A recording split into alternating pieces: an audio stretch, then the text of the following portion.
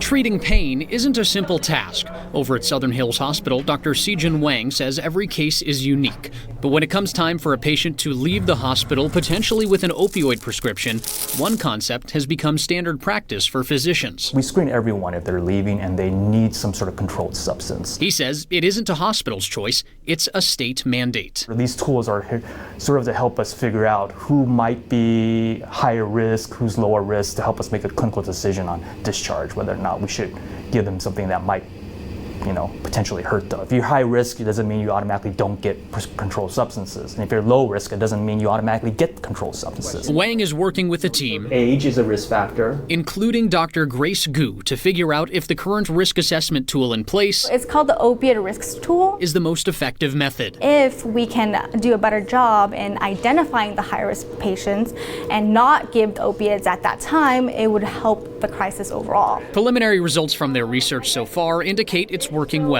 The team recently presented their findings at the California Society of Addiction Medicine conference. Now that they know the tool works well, Gu says there's a new item on the agenda. Once we identify those high-risk patients, what services are there for us to give them when they leave the hospital?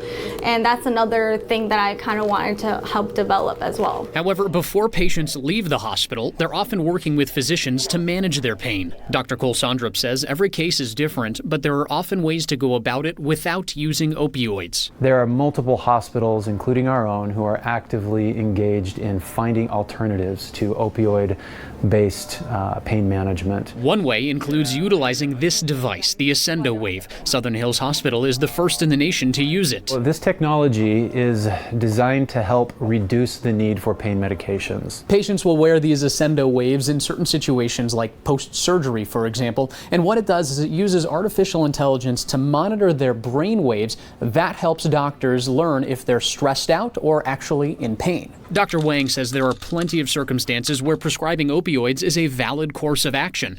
These processes are in place to make sure they aren't necessarily the go-to method. In the past, they've been over-prescribing controlled substances to control pain, and now we're finding that there's severe consequences of that. I mean, people have been hurt, inadvertently. Max Darrow, News 3.